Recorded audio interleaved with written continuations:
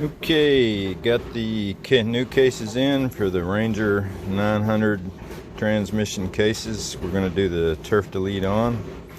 Just to start out, I like to check everything over, make sure there's no cracks, and of course make sure all your holes that are tapped are in good shape. And so I started doing that, checking these, and these came untapped on the shift cover. And sensor bolt, retaining bolt, as well as all of these 8mm up here on the perimeter of the case. Every single one of them untapped. And at a price of $600 and basically $400, you'd think you'd get a little more machine work out of that, but they tapped the interior bearing retainer plate threads there, fortunately. The turf mode lever retainer bolts are threaded. And another curiosity to this is they give you the fill, or the drain bolt plug, but they don't give you the fill check. So it's kind of odd. The only difference is one has a magnet and one don't. Drain does, by the way. But anyway, you get all these bearings. They do give you the seals. Everything but the output, of course, you've got to buy that, which I did, but I'm not too happy about the untapped holes. That's at least an hour's labor.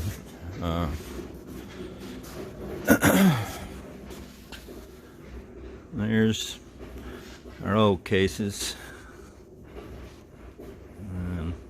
the deleted lever plates. And just for your information, that's the seal you need for the output on the transmission, which you don't get. Anyway, to be continued. Okay, we got the 900 Ranger transmission. Got our new cases, and had to tap our holes because I guess someone on the line that day was out sick with the COVID. Anyway, I've already greased some of the lands for where the races will end up. Also, good idea is to take a file and just check, even though these were new, shipping and all, they don't box them, pad them right in the boxes. So always check your surfaces with file, and of course your threads with the thread chaser or a tap. Anyway, this is to get moving on the turf delete. And we've got our shaft assembled with the new heavy duty chain. And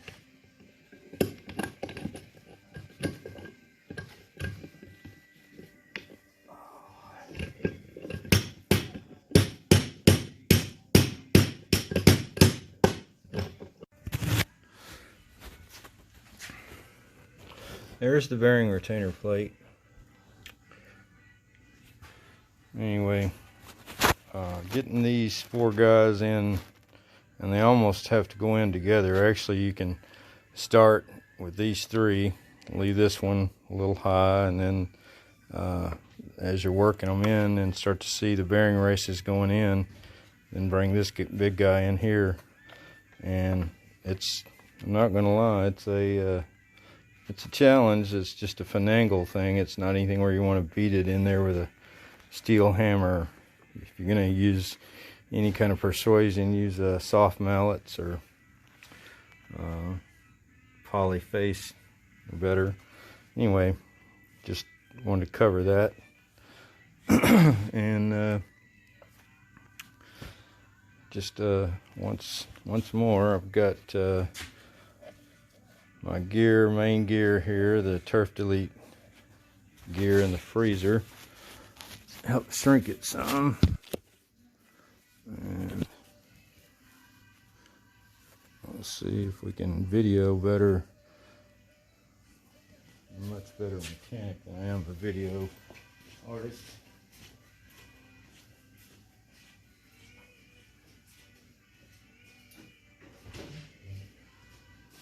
Shoot, there for a minute, I thought about to come get you. I put almost almost what it takes to fill it up. Okay. This baby here has been cooling down in the freezer. Already kind of lapped my bearings with grease.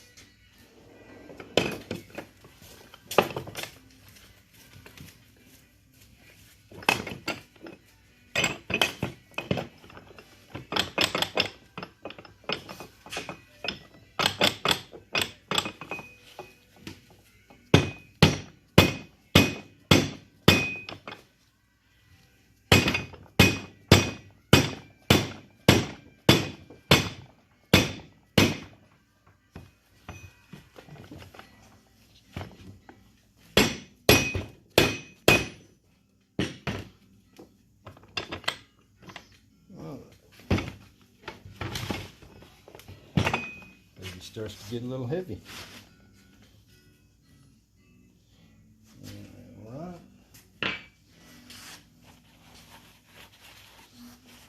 That's your Turf Delete gear right there. One solid piece.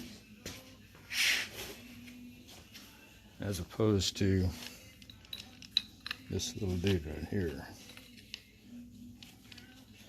Shattered all them little teeth off them gears.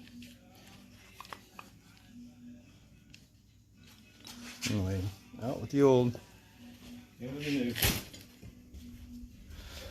And just make sure all our bearings are down so that we can proceed with the case assembly.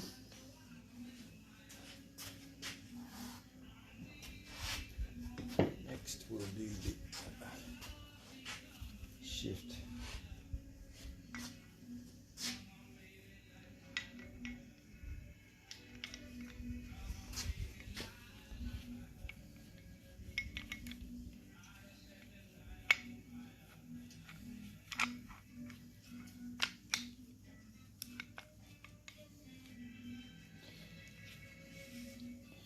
This dude will only go one way. You can't flip it and go the other way. Throws the angle of the dogs off. So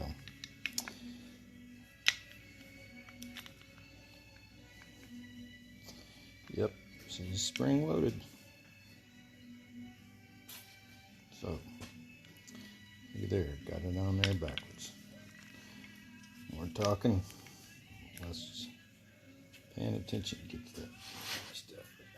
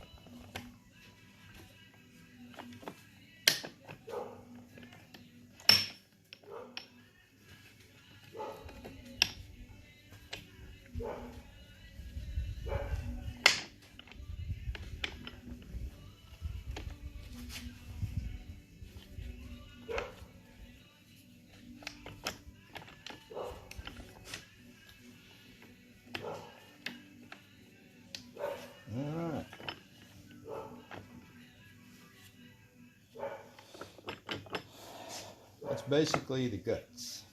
All your internal components in there as they should be. So, now we'll move on. Putting our cases together.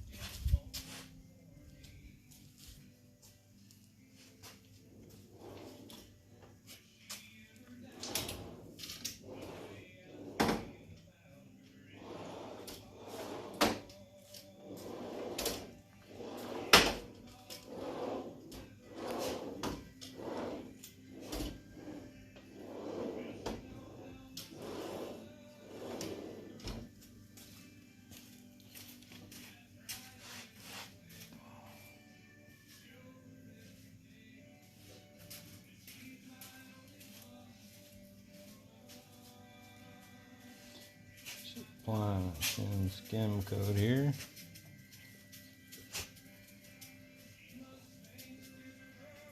There's our shop puppy, trusty Japanese Akita.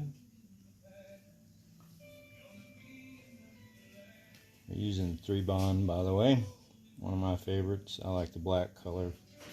They have it in gray and white, 1253, 1255, various part numbers. But 3-bonds, a little different silicone than what you find at most auto parts stores. It has something to do with how thin it will squash down without leaving the surface under pressure, compression, all that scientific stuff that we live by and most of the time don't even learn. We just know it and understand the rules of it, or rather the consequences. Just making a nice little lap here.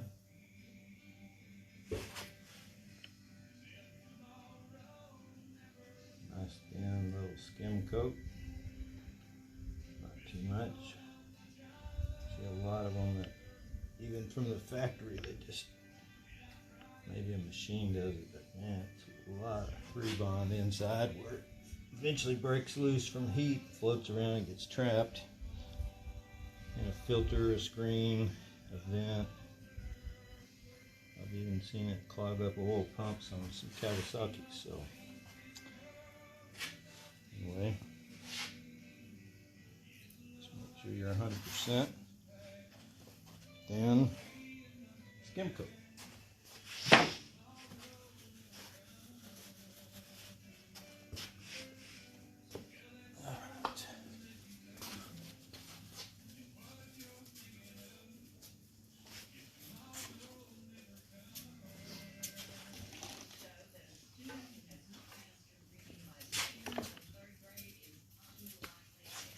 A little grease on the seals here.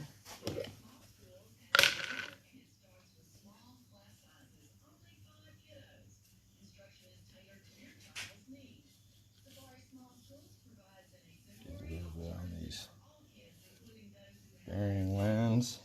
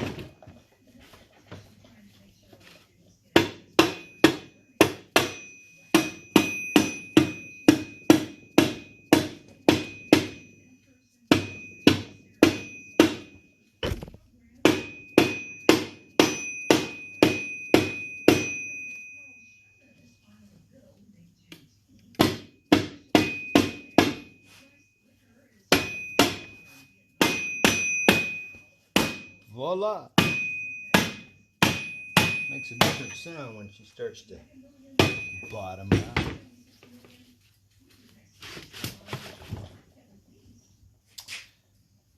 Looks like we're all in good shape.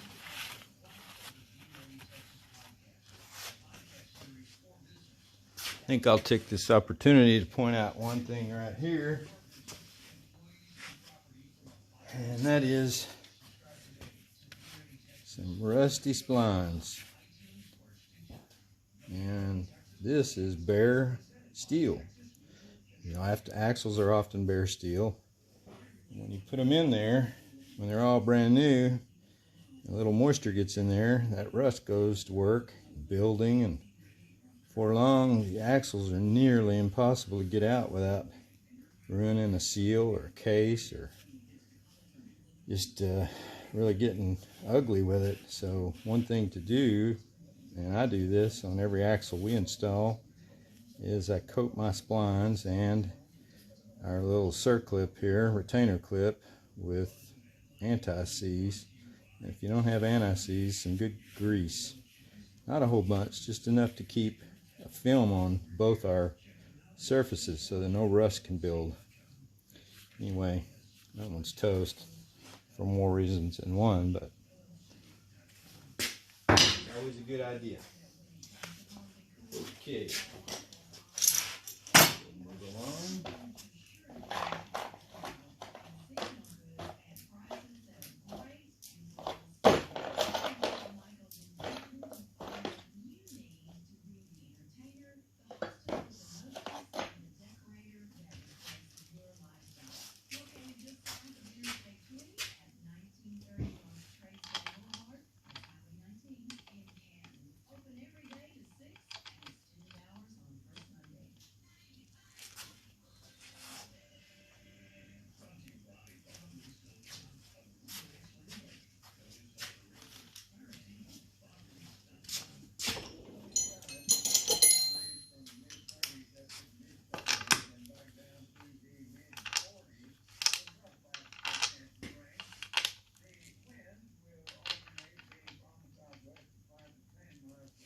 All your bolts are the same, by the way. These are 12mm heads, 8mm threads. And mine weren't tapped from the machine. Still a little upset about that. As much as we pay for this stuff, GNC could really go a little up a notch, in my opinion.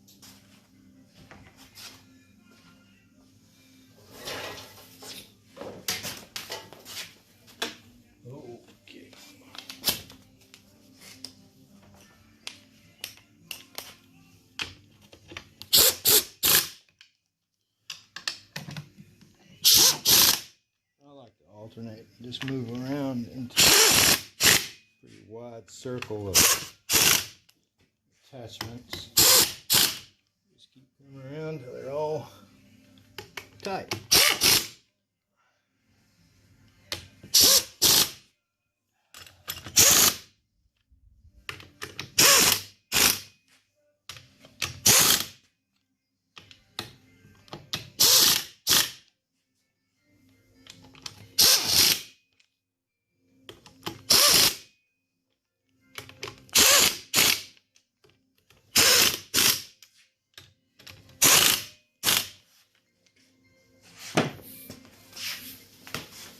Okay.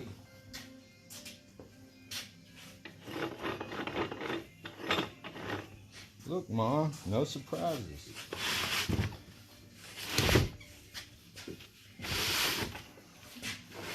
Yes, it's a temporary bench, but my workbench. Too many people have a lot to say about how filthy it is. Cluttered might be. But I've been doing this a long time, so I'm kind of used to my own clutter. Just one more bolt missing.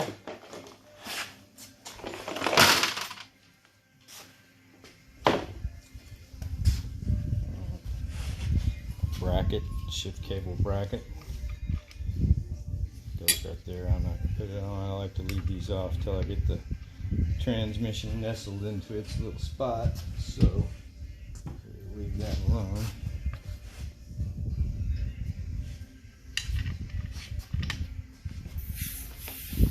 This one bolt relocated.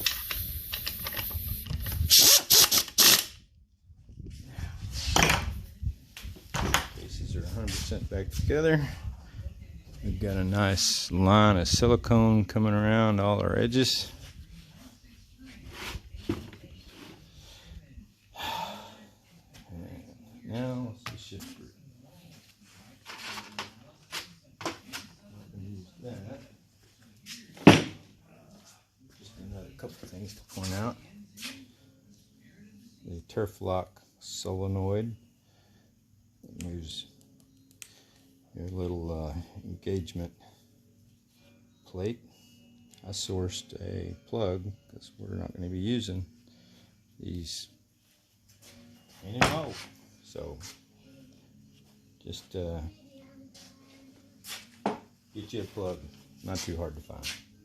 I'll leave my sensors out too till the end, but we'll typically tape them off. We're in a clean environment here, so just pointing that out. And of course, I always check your drain bolts and fill. Of course, we will when we get it in the frame, but the drain should be gone ahead and tightened up. We're not going to need to open that puppy up anymore.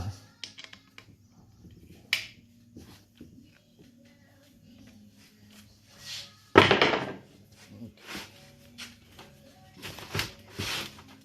Go get the shift gear.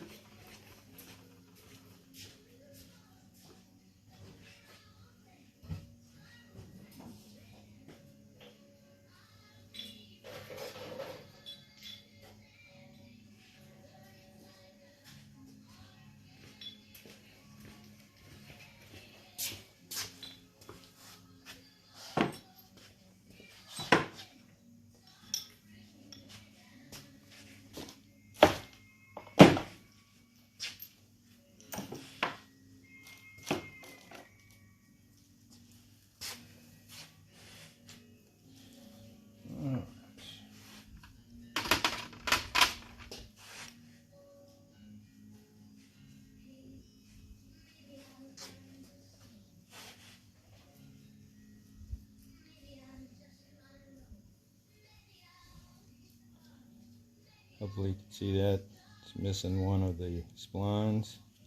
It'll only go one way. Same way here on this one. Maybe you could see that. It's missing a spline right there at about the 12 o'clock position.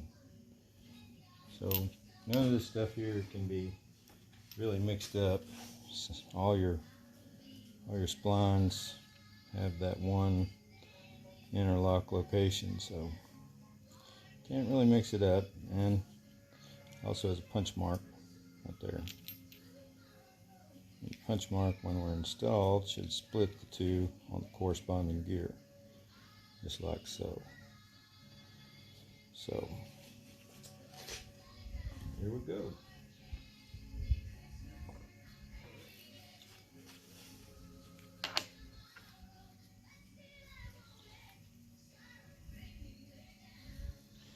Punch mark will always face out.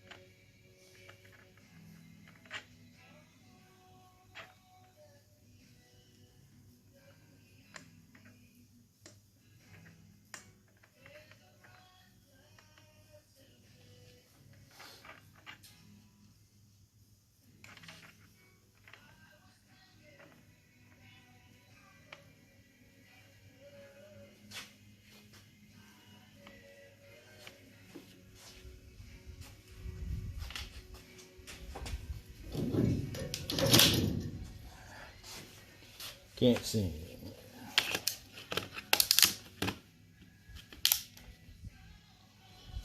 Let's see if that's on there. It's bleaching it out, isn't it?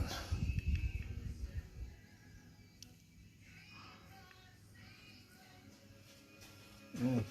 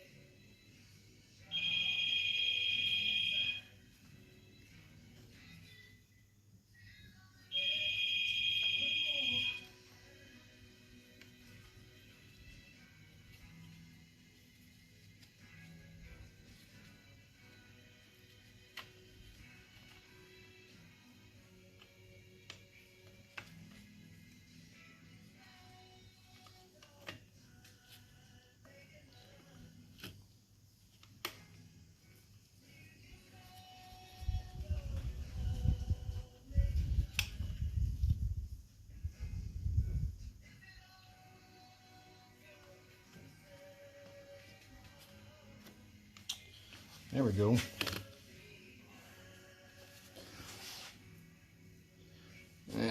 Let's see. I'll just bring this right up here. As you can see, those punch marks will line, and that's really all you have to worry about there. And like I said, with the lack of spline there and the corresponding on the gears, you can't really get these in the wrong spot. They'll only go one way. So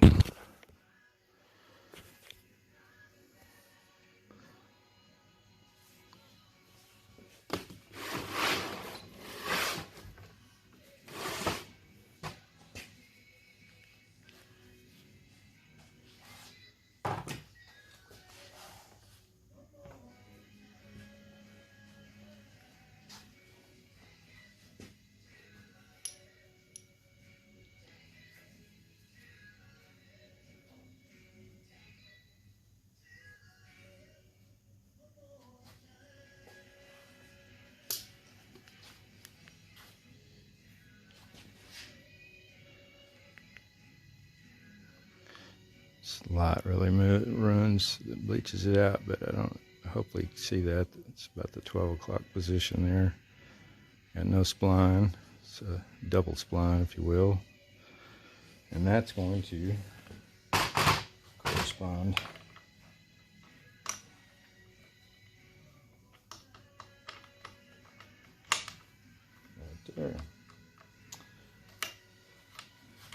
last is our airlock and spring.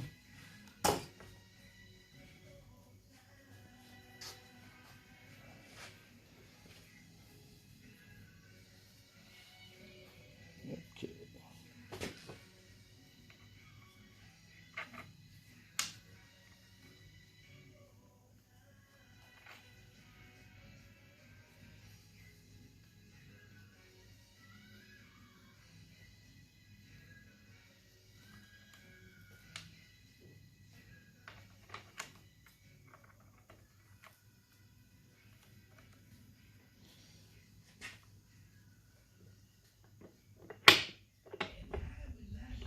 There's our park, our reverse. Yep. Alright.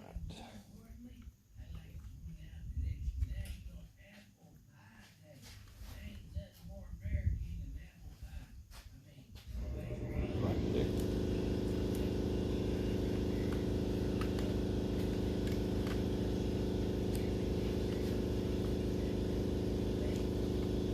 And that's it.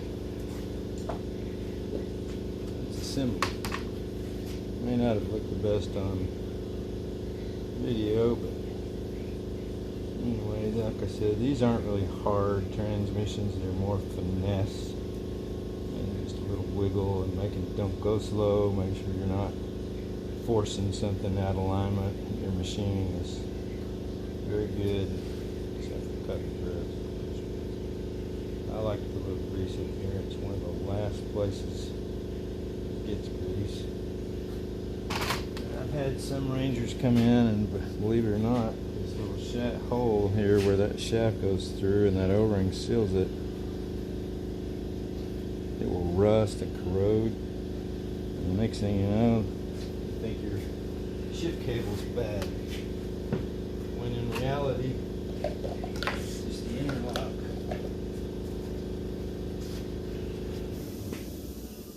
Causing interference in that bore right there. But anyway, let's move on. I make long videos. I've got to learn how to video more concise and less wasting time. Good old trusty 3-bond once again. Make sure our surfaces don't have any contaminants on them.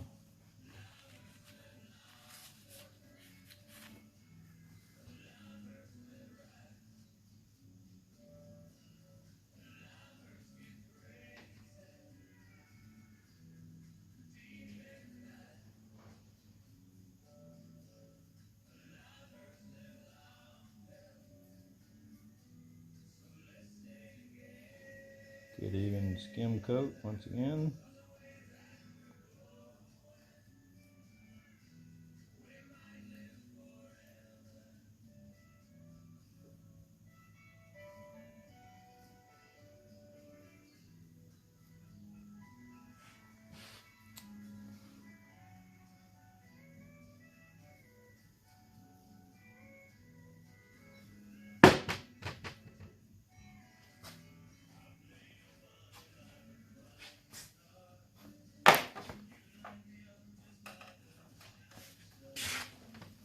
Okay.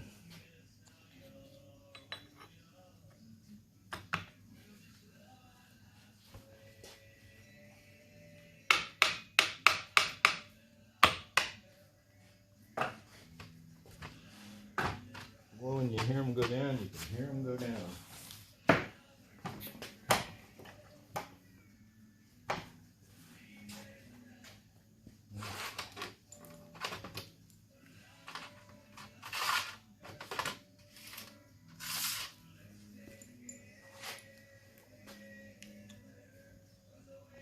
See where it's clean?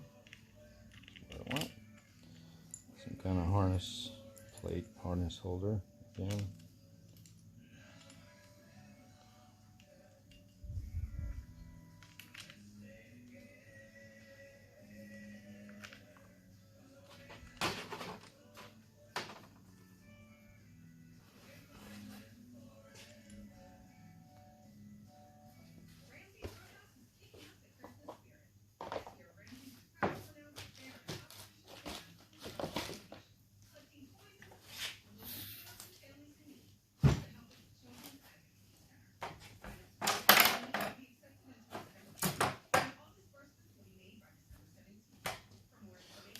obviously missing one of my bolts.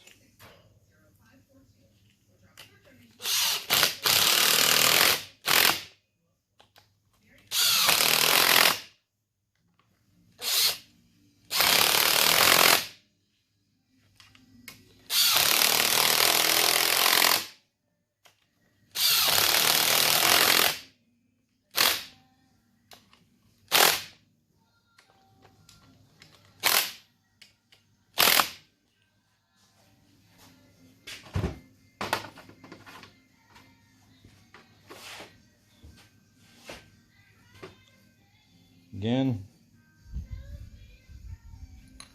splines. Look for the one that's wider than the rest.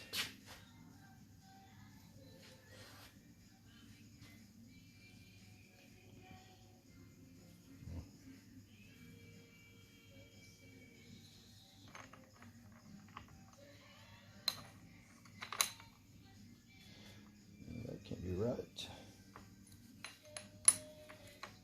More Polaris. Anyway, put this on.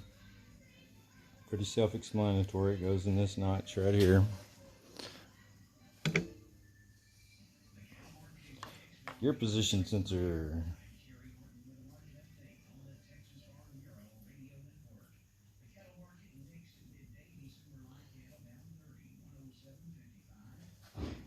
This one's sticky too. Full of sand. Let's see what we get.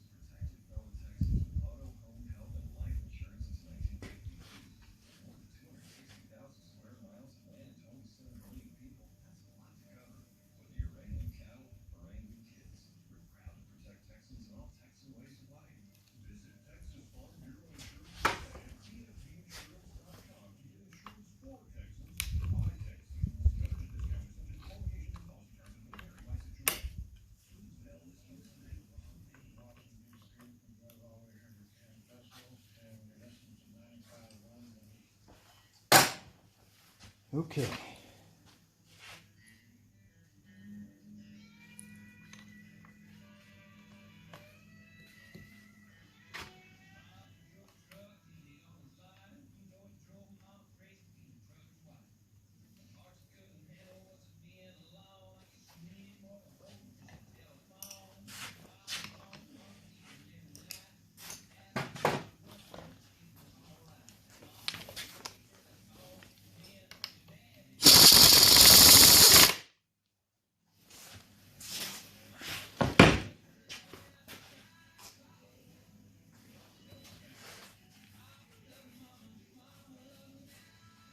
Okay. That only leaves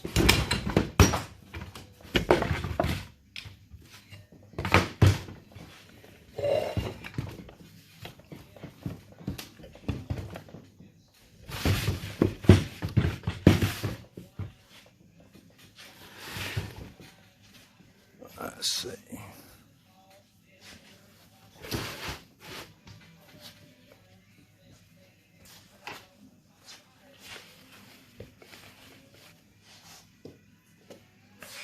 Grease where your seal is going.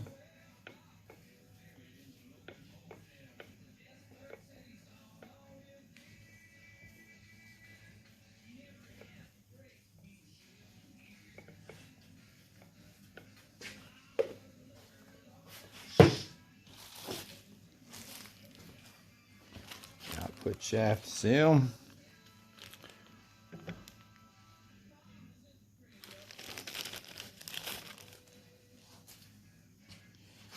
And Polaris, sometimes they give you grease in their seals.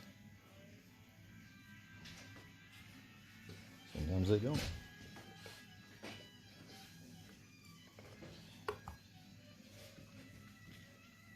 Okay.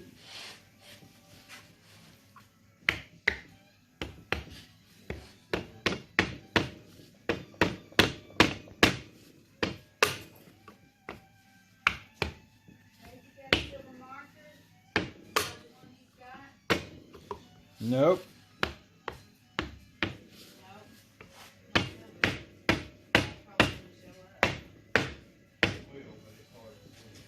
Main thing is you want to just go in even and not hit towards the center. You want to hit this outer edge. That's where energy will move the seal, not bend it. Plus a rope race helmet and a camera helps.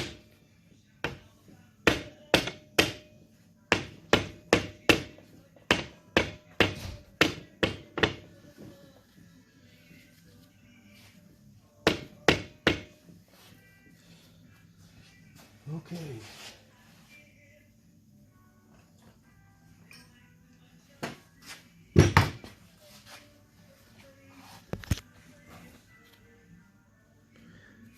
A lot of people don't realize it, but there's a bevel where most seals go. And you can see it right there, the shiny right next to the blue line on the seal. But that's actually where your seal is supposed to rest. Not out here on this outer surface. They want them recessed just a little bit. That bevel is usually an indicator of where to stop. Some have also a back shoulder so you can't overdrive it, but anyway.